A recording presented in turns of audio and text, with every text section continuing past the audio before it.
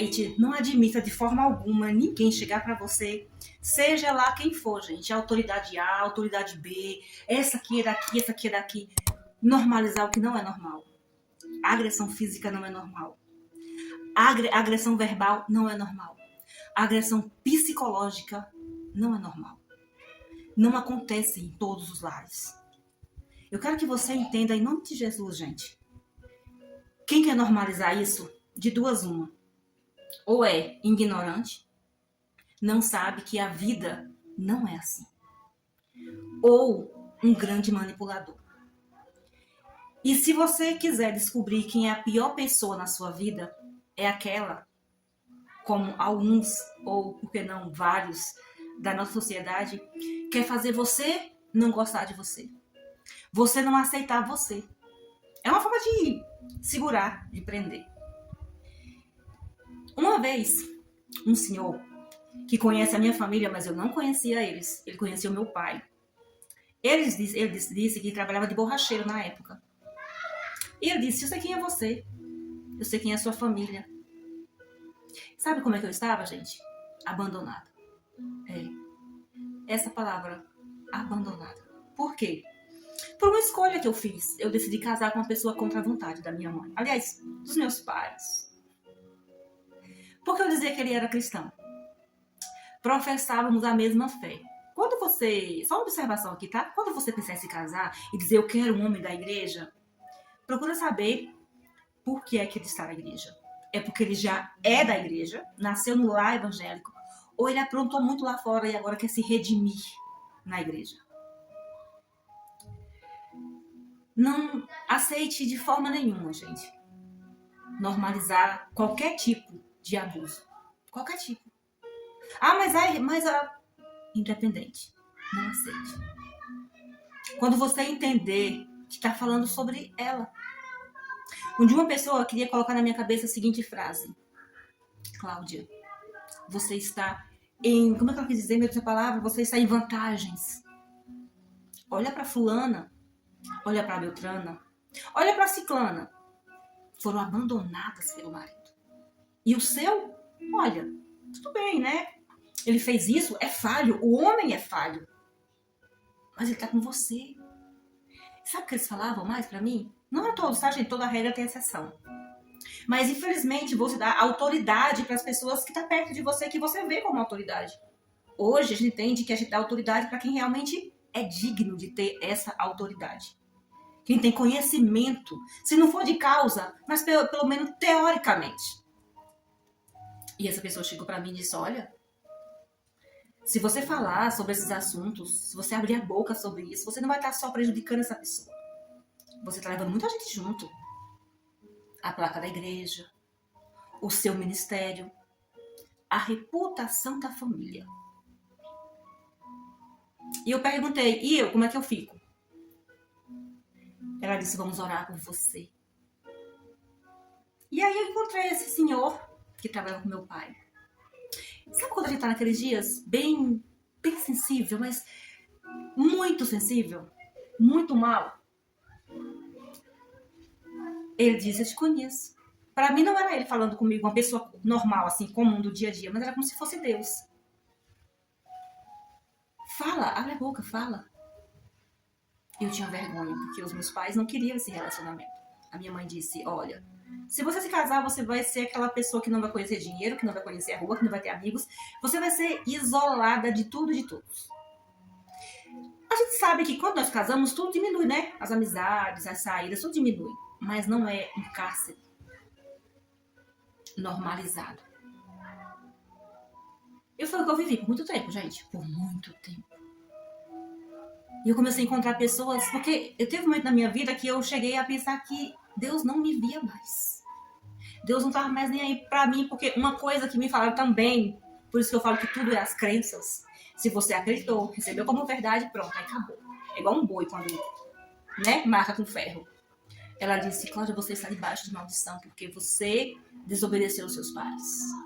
Você casou sem a bênção da sua mãe. Gente, quando você ouve isso, você fica, e agora? O que eu vou fazer na minha vida?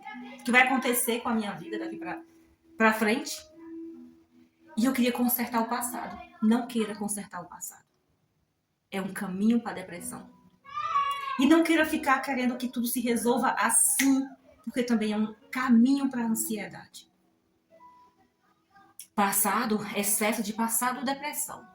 Excesso de ansiedade, excesso de futuro, ansiedade. E eu fiquei muitos anos assim, querendo consertar.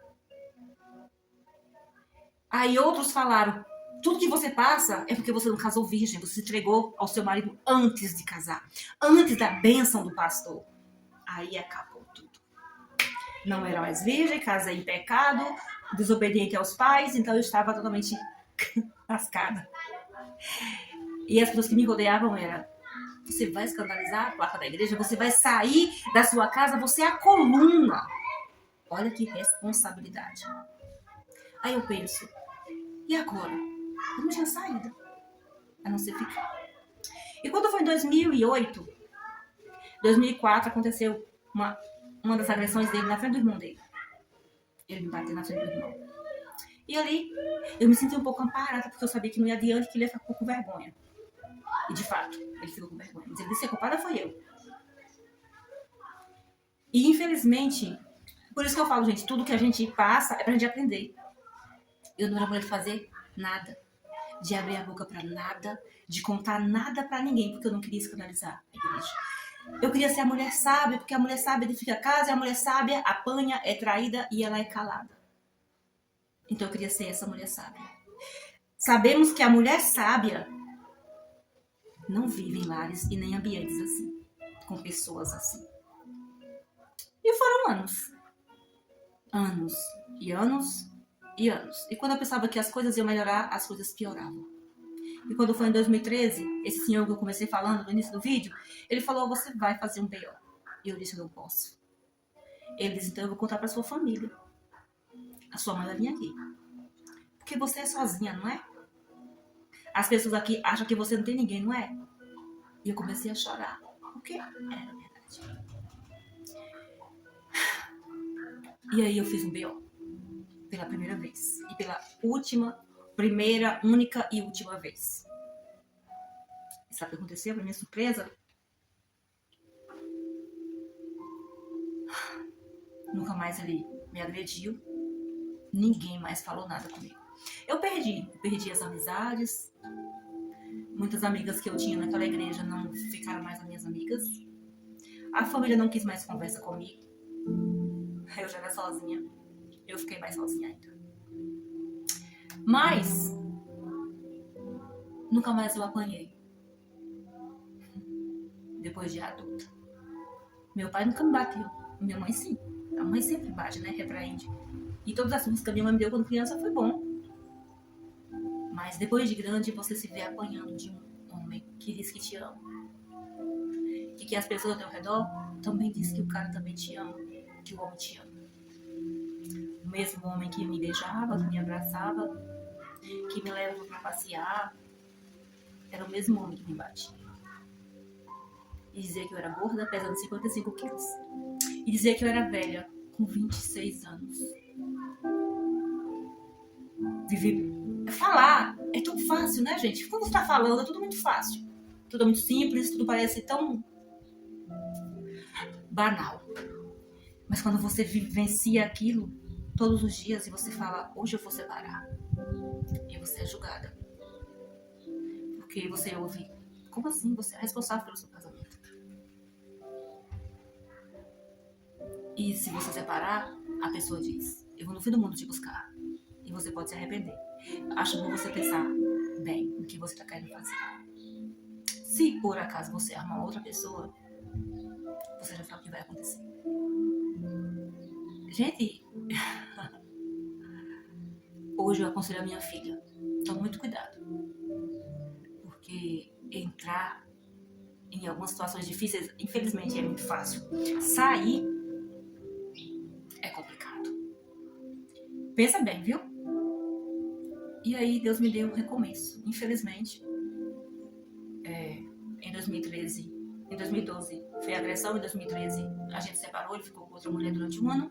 Em 2014 nós voltamos. Foi tudo um processo, Deus falou, Deus... Depois eu conto em outros vídeos. E nós voltamos em 2014. E em 2016 ele partiu para a eternidade. Muita coisa aconteceu para ele partir para a eternidade. E Deus falou para mim que ia me dar um novo recomeço. Ia me dar um novo tempo. Foi difícil viver aquele tempo. Foi difícil viver aquele luto. Porque além do meu marido, meu filho foi junto. Foi bem difícil. Eu fiquei estraçalhada. Minha vida acabou. Naquele momento, tudo desabou. Meus projetos, meus sonhos, meus planos, tudo se acabaram completamente. E eu pensei que aquela dor nunca iria acabar. Quando eu encontrava algumas pessoas, a gente conversava e tinha pessoas que já tinham perdido pessoas. E ela dizia, Cláudia, parece que a dor só aumenta. Só que Deus falava que ele ia me dar a salário compreendida. Que tudo aquilo ia passar. Ele ia me dar um recomeço.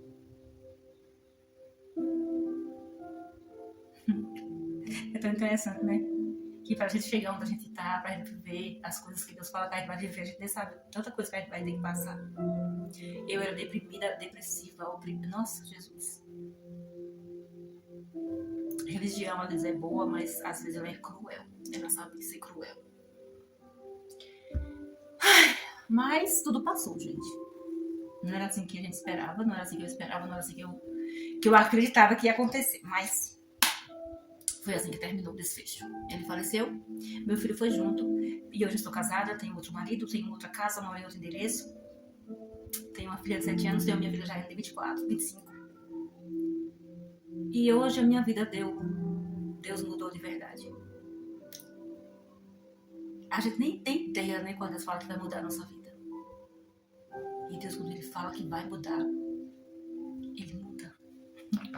De uma forma, às vezes, bem dolorosa.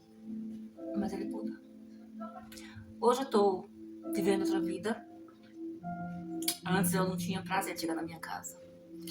Antes eu não tinha meu... Vou falar coisa simples, tá? Essa casa aqui, esses móveis tudo inteirinho, bonitinho, organizadinho, não existia. Sabe a cozinha pra arrumar ainda? Não tínhamos. Não tínhamos o básico. Nós não tínhamos paz. Quando você não tem saúde emocional, quando você não tem saúde no seu lar, você não tem nada. Quer dizer, tendo Deus você tem tudo, mas se você não tiver essas coisas, que é o básico pro ser humano viver, a sua vida não tem sentido. E hoje eu tenho uma casa para chamar de meu lar. Não é a casa física, mas é o que contém aqui dentro.